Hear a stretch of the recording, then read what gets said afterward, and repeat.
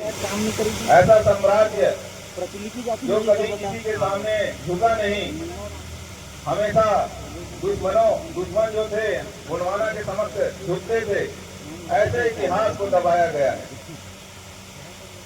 अगर यह कार्यक्रम गोंडवाना स्टूडेंट यूनियन के माध्यम से यह कार्यक्रम आयोजन नहीं होता तो शायद ही मैं समझता हूं कि महाराजा शंकर शाह और रघुनाथ सिंह शाह जी के बारे में आप लोग को जानकारी होता है। यह कार्यक्रम इसलिए करना जरूरी है क्योंकि हमको जानना जरूरी है कि हमारे जो महान पुरखे जो इस देश के खातिर अपना जान गंवाए हैं, उनको याद कौन करेगा। उनके जो बलिदान को जब तक हम याद नहीं करेंगे तो ये बलिदानी व्यर्थ जाएगा।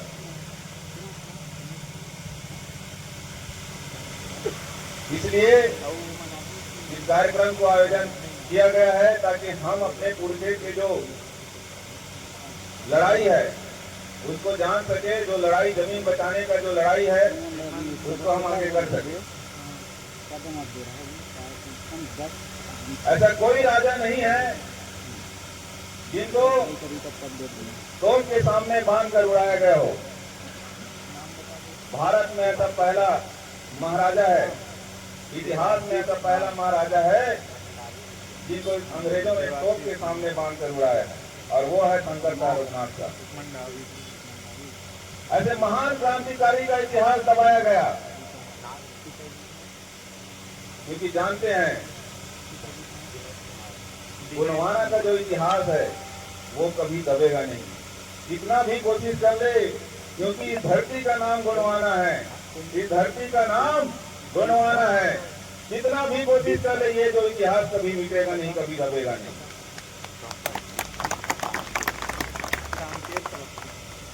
आज हम पढ़ते हैं आर्यव्रत, हमको पढ़ाया जाता है आर्यव्रत, हमको पढ़ाया जाता है मुगल के बारे में, लेकिन मुगल के संकट से जो है गोंडवाना जो है उस समय साम्राज्य था, जिस समय रानी दुर्गावती शासक थी, जिस समय हमारे महाराजा शंकर शाह रघुनाथ जी शासक थे।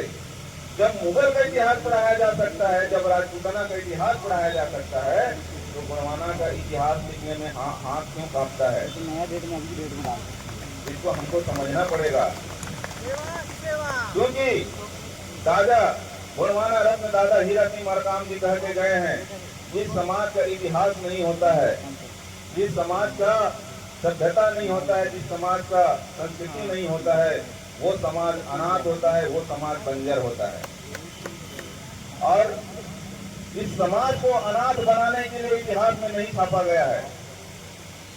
इस संस्कृति को बंजर बनाने के लिए हमारे इतिहास को दबाया गया है, क्योंकि ये महाराजा शंकर शाह रघुनाथ शाह जी, जो कि मैं तो कहता हूं सभी वर्ग को महान पुरुष को याद करना चाहिए, लेकिन ये बहुत ही दुर्भाग्य की बात है कि 42 जनजाति, बाकी वर्ग को भी छोड़ दीजिए, 42 जनजाति है और उस 42 जनजाति में मात्र एक ही जनजाति गौड़ जनजाति आयोजन को सफल करते हैं।